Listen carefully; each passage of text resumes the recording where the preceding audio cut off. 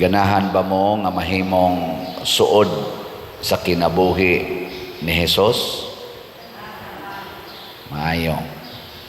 Niya, suod na mo, dili.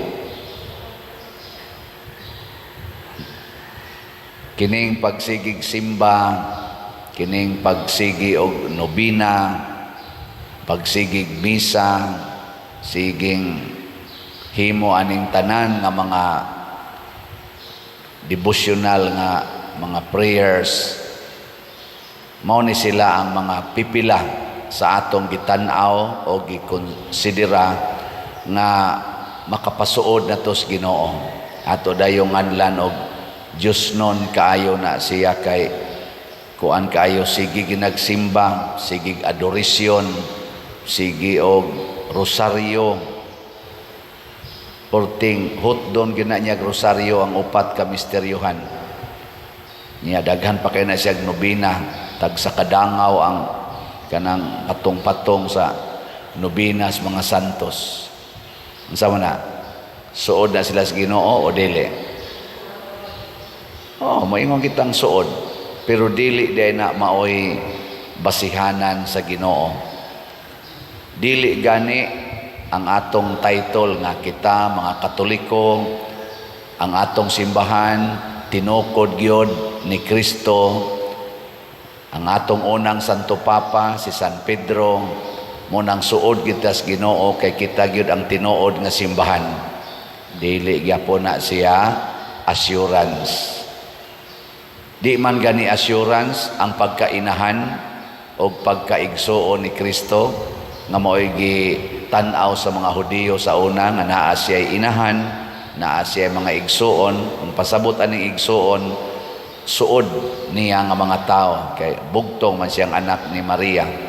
Bisan gani ana kana nagyong kuyog sa kinabuhi ni Jesus physically, dili gihapon mao'y basihanan, tinuod nga basihanan nga suod tas kinabuhi ni Jesus.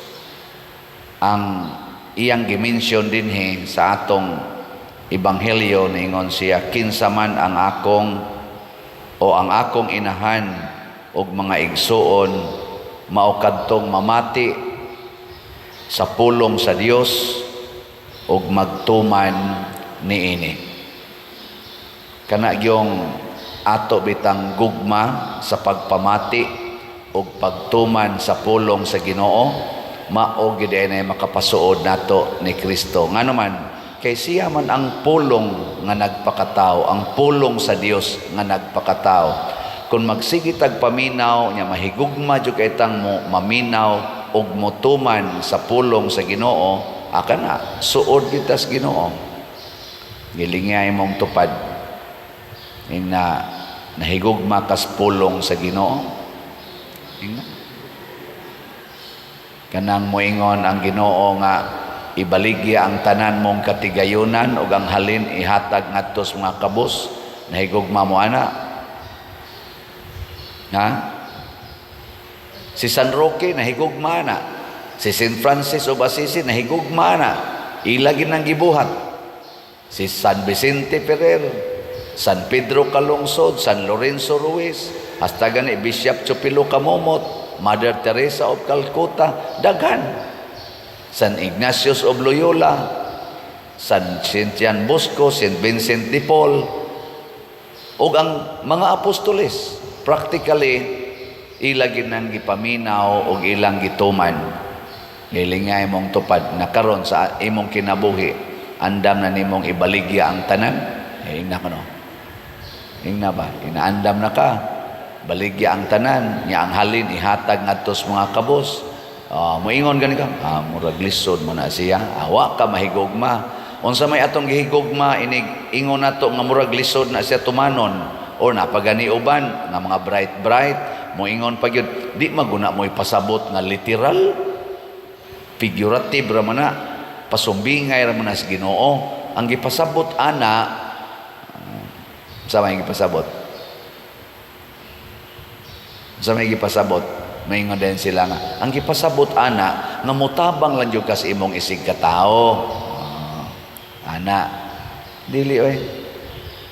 Mausa na siya usas meaning, pero ang radical meaning gid ana tinud-on gid imong baligya nya biyaan ang tanan. Mao gid ay tinuod. Ben, saman andam na mo dili. Kana usa pa lang na ha, usa pa lang na kapong sa Ginoo. Murag maglisod na ta, labi na ang kalibutan karon gatudlo gyud paghigugmas kwarta, pagtigom og bahandi. Kay ang atong gitagbaw mao man ang pangandoy nga lawas nun. O kining pangandoy nga lawas nun, musangko gid ni siya sa pagkahakog, pagkadao. Mao na diri sa atong unang pagbasa, ingon ayuha gyud paglaraw og madato ka. Ayuhag laraw aron madato ka. Kun magdali-dali ka kanunay, makulangan ka sa imong gikinahanglan. Magdali-dali. Unsa man ang magdali-dali? Magkaratol-ratol. Magplano gyud ka aron madato ka. Nya unsa may maayong plano nga Dios nun aron kita mahimong dato. Kana bang di ta makulangan? Kana bang kontento ang kinabuhi? Ang paagis Ginoo mao to. Ibaligya ang tanan og ihang halin ihatag ngadtos mga kabos. Maunay makapahatag natog katagbawan. Pero dili ka mubuhat ana, unsa may sunod? Musangko kas pagpanglimbong. Nagibutang diri. Ang bahandi nga imong mabatunan pinaagi sa limbong dalirang mahanaw og maghatod kini kanimo ngadtos kamatayon. Ngato rong nasod, aligre na kayo paminawon ang ato mga politicians kay sige sila tinudluay sa ilang mga tudlo sa usag-usa nga mamasangil nga nang limbong. Maglibog na tag kinsa gi tinuod nga naglimbong, kinsa gi tinuod nga wa maglimbong. Kaya katong nagtudlo nga naglimbong, ingnon man sa speakers nga, otro sa ka, ipakita dayon ang ilang mga kaning posible nga mga basihanan nga naglimbong. Daghan sa kayong mga bahandi, nya questionon dayon, diin maninimugikan. May lang kang mutudlo, nya ikaw sa day, otro sa day ay kang daghan kay questionable. Ana, nya mo baos sa sang usa, kay ni deng ni imo man sad ni, baos sa sang usab, ikaw di ay. Gapasa-pasa na lang. Gilingay mong tupad. Ingnawa juga kasuway ng limbong. Lingi abay, ingnawa juga kasuway nga ng limbong ka. Oy, usahay mang limbong kita bisan gani ka ng simple kayo sari-sari store, limbong gani ka na. Baligya gani ka mga utanon, mang limbong pamangani. Ambot na langit ba to akong mama, kato akong mama siaw man to. Miligya mig utanon des carbon, ades tabuan, init ra ba kayo niya. Ako magbantay man ko sa mga kato nga kalbasa, mga gabi ana. Mama yung taguin na das luyo, butang nga yung tulo ka buk dito, soke, tiwasan tiwasodo na lang, hindi apay dagas luyo. Nako mama ba, mang limbong yun. Niya, muingon dayon si, muingon din tos mama yung, ay, soke, kuala na, pila man na, Jis, uy sus, alkansi na dyan ko ana, 15 akong puhunan ana, soke. Nako anong na may puhunan, nangibot ramang may aning gabi dito sa mong uma. Kami may karga. Kana bang, ang iya sa dato, diskarte lang sa to para mahalin o garang-arang. Pero panglimbong mangyapo na. Ako, wadyo ko manglimbong ninyo, nga ngatong slat. O kanina, agitay record aniya, nahabian ni sa, dibiyan ni panglimbong. Kamu tingali mo ng limbong, kay mo ingon mamo, oy, padiroy, wadyo ko'y kwarta ipalit og slat. Tinoo dyo kang wakay kwarta ipalit og slat. Ha? Basig na, nya, ning limbong lang ka. Bawaan ra ba nas Ginoo.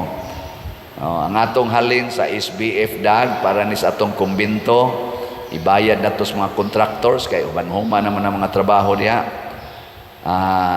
Halina na tag 39,265 ka slots, na apay 20,735 ka slots nga available, tag 500 pesos per slot. Wadyo ka mo'y 500 diha. Naawa. Way limbungay. Gana. O niya, ipalit na ninyo karong si Manaha o dili? Nawa na tingog. Niya, nasa tayo 16 slot challenge. O gusto mong challenge, tag 8,000 ni siya.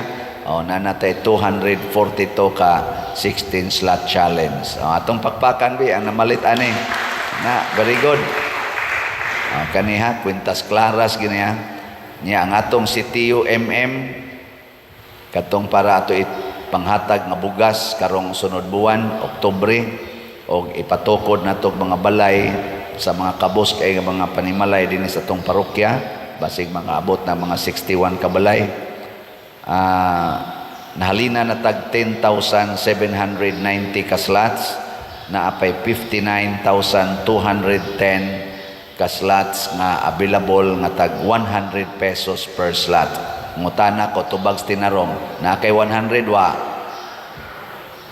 naawa. O nya mo palit mo karong si Manaha dili. O sus, ano maayo. So nasa taan ni 61 challenge nga tag 6,100 per challenge, nakadawat na sa tag 49 ka 61 slot challenge. Ato na sang pakpakan ang nagmalit og CTU kanindot ana. Ang bahandi sa kalibutan dili makatagbaw kung ang bahandi mo nay atong tinguhaon. Pero kung ang bahandi nato sa kalibutan ato na ganing ipaambit ngadto sa uban, labi na gyud nang inahanglan, anha kita mobati og tinuod nga katagbawan. Mao ni ang paagi sa Ginoo dinis kalibutan nga sukwahi sa paagi sa yawa.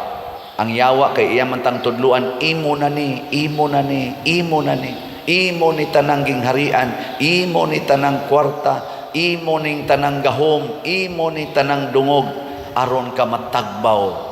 Dili ang makatagbaw gyud dinhis kalibutan mao gyud ang pagpaambit. Sige lang yung paambit hangtod ta mga matay. Mao na ang dalan sa Ginoo dinhis kalibutan. Nya niingon ta diri, agaka ako Ginoo, matud pa sa atong tubag sa Salmo, agaka ako Ginoo diha sa dalan sa imong kasuguan.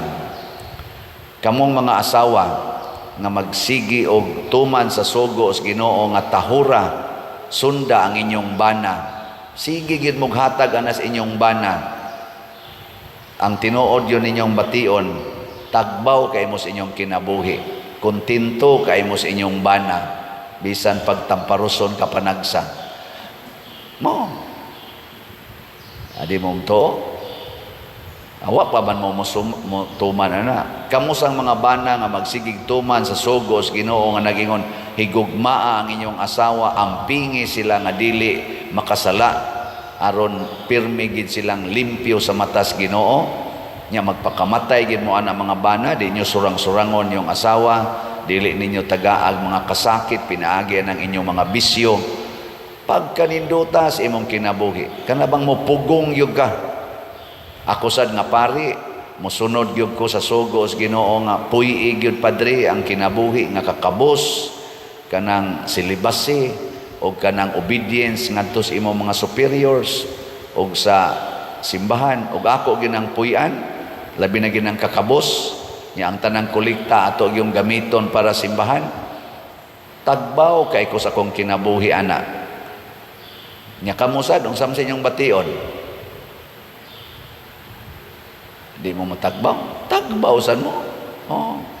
Kitang tanan matagbaw, mao na siya ang giingos Ginoo nga gitawag og kaluwasan. Ang pulong sa Ginoo mao ang kaluwasan.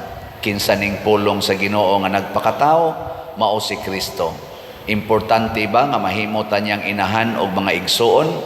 Yes, importante aron mahiusa ta niya. Pero ang paagi di ay maura gyud ang pagpaminaw og pagtuman sa mga sugo sa Ginoo. Tanan yung sugo, di nato reklamuhan, dili nato questionon. Labaw tanan, dili nato isalikway ang pulong sa Ginoo. Bisan pa usahay makaingon ta, dili naman ni sakto, dili naman ni tinarong, Siyunan ka naghigugma imong kaaway. Kung tamparuson imong pikas aping ipatamparos lang sang pikas, tinarong pa kana sa tawhano natong panghunahuna, di na gyud tinarong gani, supak na sa ato mga tawhanong balaod. Mao sa nay giingon sa mga Parisiyo ngadtong Kristo, gisupak nimo ang atong balaod. Gitubag sa sila ni Kristo, kamo gihimo ninyong balaod ang kinaiya sa tao, ang tawhanong mga pagtulunan, mo'y inyong gihimong balaod, apan gisalikway ninyo ang balaod sa Dios. Muna'y kuyaw, ang balaod sa tao, maunanoy atong higugmaon, niya ang balaod sa Dios, nga maogi makahatag na tong kaluwasan, maunanoy atong isalikway, mao pagi atong kwestiyonon, pagkadakong dimalas, ug mauna ni rin hitabo sa kalibutan, mo nang nag-antos na taaning kawat, korupsyon, uban pa diha. Grabe kaayo, nga to karong nasod, musugot mo sa dili, lingi lang mo dias palibot, duo lang mo atos tindahan, palit mo dito bugas, palit mo unsa diha nga basic needs, makaingon jud kang lisod na gyud kaayong Pilipinas. Nga naman, maglisod na tag-afford. Pila na rong kilos bugas? Pila? 60 kape? Nya, ug mo income kuno kag 21 pesos, kuana na. Aun sa to, mabato na.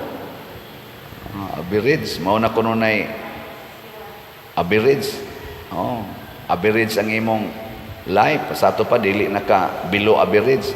Unya, bugas pa lang daan 60 na kapin. Saan ning pagkabuhi ana? Nya, punan pa nimo anang mga basic needs nato. Increase ang kuryente, increase ang gasolina, increase na sa dani ang mga uban pang mga palitonon. Pait kayo ang atong nasod, pait. Unsa may gibuhat sa atong mga leaders, nagasigig away ay, siging away. Masulbad bago ng atong kalisod, pinaagi ng away, nya gabayad ra ba ta ng ilang away? Kanus-a pa man sila makaamgo ang ato mga leader sa gobyerno hasta sa simbahan. Ay apil na lang gid mga pare, ay lang ang mga gobyerno kay popariha ra mig batasan ana. Kanus-a pa man ta makaamgo nga naa di ay sa pagpanghatag og alagad ngadto sa mga kabus ang makasulbad sa atong kinabuhi, dili ang pagsigig padato ilog ani mga yuta, mga kwarta, mga dungog, gahom. Maabot sa datong eleksyon, hala, dinautay na sa nito to the max. Kuan ka na bang, di gyud pang Ginoo ba? Muna na, kita, example kita din sa Pilipinas, pagkadato sa Pilipinas, pagkadaghan sa gustong mupahimo sa Pilipinas, pero karon ang Pilipinas, murag yung babae nga Miss Universe, nga gitabangan og daghang mga lalaki, bati na kaignaw niya, wa nay ligo, baho na kaayo, ganahan pa mo ana, pero porting gwapaha anas una, gikunis-kunis na lain-laing mga lalaki, sa kinsa na lay mo bunlot ana, hangtod nga mura nagbuang, wa na siya'y ikalimpyo sa iyang kaugalingon. Tanawang atong mga drainages, mubaha na ta, mulunop na ta, hugaw na kaing atong palibot og mokusog ang uwan, hugaw ang atong mga dagat, hugaw ang atong palibot, hugaw ang atong hangin dinhi, hugaw na kayo ang Pilipinas. Hastang atong mga bukid, hugaw na, landslide, quarrying, illegal logging, wa na kapatuyang na lang, illegal mining, prostitution, shabu, alam, daghan na kayong drugas, hugaw na kayo. Kaguhapa unta gyud Pilipinas. Milingay mong tupad na gusto pa kang magwapa,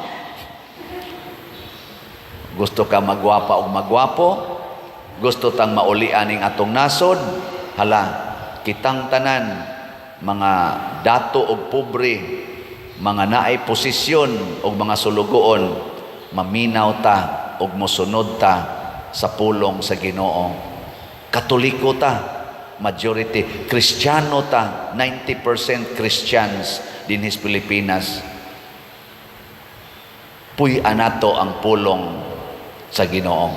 Masulbad ning tanan, munindot ning tanan, mahimot ang malambuon kayo.